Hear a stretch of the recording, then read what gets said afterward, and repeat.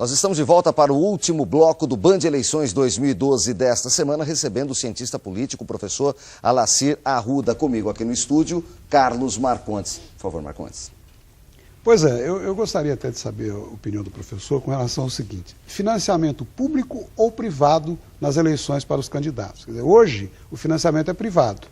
E o próprio PT, que levanta a tese da necessidade de financiamento público, isso é, dos cofres públicos, o ano passado, 2011, que não se teve eleição, o PT arrecadou 10 vezes mais que o PSDB e o PMDB somados. O presidente do PT hoje alega que o financiamento público é importante nesse contexto, mas arrecadou 51 milhões de reais o ano passado. Até porque isso podia arrecadar. Exatamente. Nas nossas cidades aqui, veja os orçamentos que foram publicados dos candidatos a prefeito. Será que essas empresas doam por altruísmo, por idealismo, tão somente? Qual a sua opinião a respeito disso, professor? Carlos, financiamento público de campanha não funciona. Não funciona. E é claro, e já está provado que isso aí não funciona. Eu acho que deu um probleminha aqui. Não. Tranquilo. Posso continuar? Pode. É que eu engasguei, desculpa. Posso voltar aqui? Pois não. Então tá. Bem, Carlos, o financiamento público de campanha já está provado que não funciona no Brasil. Não funciona por quê?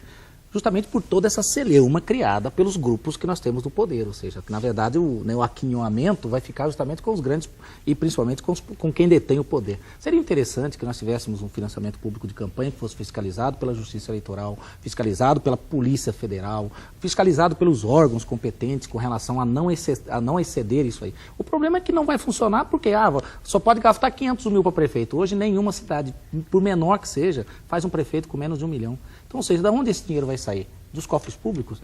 Você bem disse, ou seja, foram divulgados os gastos das últimas eleições, o próprio PT é um que defende esse financiamento público de campanha, mas o próprio PT vai lá no site Transparência Brasil e veja quanto o Lula gastou para ser eleito, está lá. Foram quase mais de 200 milhões para o cidadão ser eleito presidente da República. Aí eu pergunto, só no salário desse cidadão, durante 4 ou 8 anos, de onde que tirou esse dinheiro? Aí eu pergunto, continuo com aquela pergunta, as empresas fazem isso por altruísmo? É evidente que é por interesse. É engraçado, eu disse isso já em outras entrevistas, volto a repetir. As mesmas empresas que financiam publicamente as campanhas são as mesmas que aparecem como vencedoras das licitações. É incrível isso aí, parece até um fenômeno. Além do que, poderia dar as mesmas armas para a briga política com financiamento mais igualitário. Exatamente. Porque as diferenças são absurdas. São gritantes. Hoje você tem os partidos que hoje detêm o poder. E quem pode mais chorar menos? Porque é aquilo que a gente fala, um caminhão de cesta básica na véspera da eleição, num bairro de periferia... Faz sucesso. É um estardalhaço. Faz muito sucesso. E aí nós chegamos exatamente naquilo que eu acho que é a ideia do programa, exatamente isso, E como o eleitor pode se prevenir disso aí? E como o eleitor pode se preparar para esse quadro? Primeiro se informando. Hoje nós temos as mídias sociais, nós temos os sites, hoje está liberado a propaganda na internet. Procure saber da vida do candidato, não saia de casa no dia 7 sem investigar a vida desse candidato. Pare de votar por amizade, pare de votar porque você conhece o Tonho do bar, o Zé da esquina, o Zé do cachorrinho quente. Pare com isso, é isso que fez com que a política no Brasil chegasse ao nível que chegou. Enquanto nós, eleitores, não mudarmos o nosso conceito de eleitor, os candidatos não mudarão os deles. Porque, infelizmente, tem que ser dito.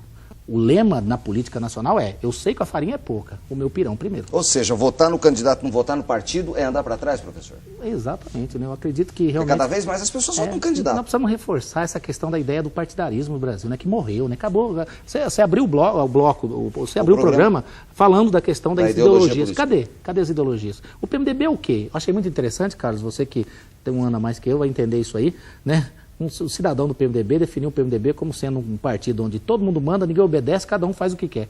Quer dizer, um dos presidentes do PMDB disse isso. Então, ou seja, veja bem, o que virou o PMDB? Eu fico perguntando onde é que está Ulisses Guimarães agora. Deve estar revirando no túmulo.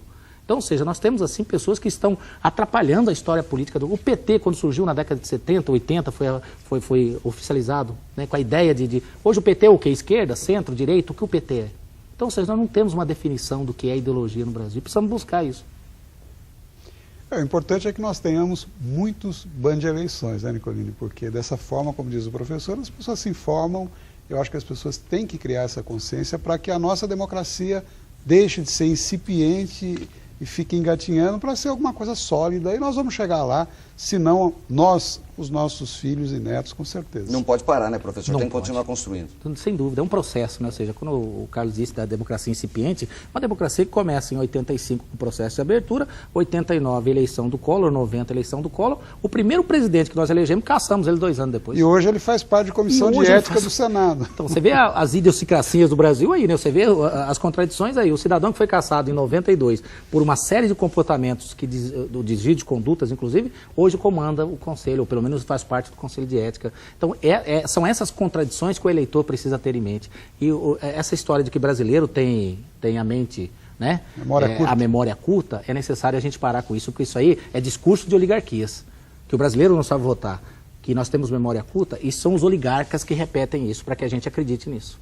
Eu queria agradecer muito ao professor Alacir Arruda, que é cientista político, gentilmente atendeu o nosso pedido e veio aqui ao Band de Eleições desta semana. Carlos Marcondes, nosso companheiro aqui de Bandeirantes, muito obrigado mais uma vez conosco. O Band de Eleições fica por aqui. Nós voltaremos na próxima segunda-feira, logo após o CQC, sempre trazendo temas para que você, eleitor, fique mais bem informado e saiba decidir na hora do voto. Você fica agora com o Jornal da Noite. Obrigado pela audiência e até a semana que vem, se Deus quiser.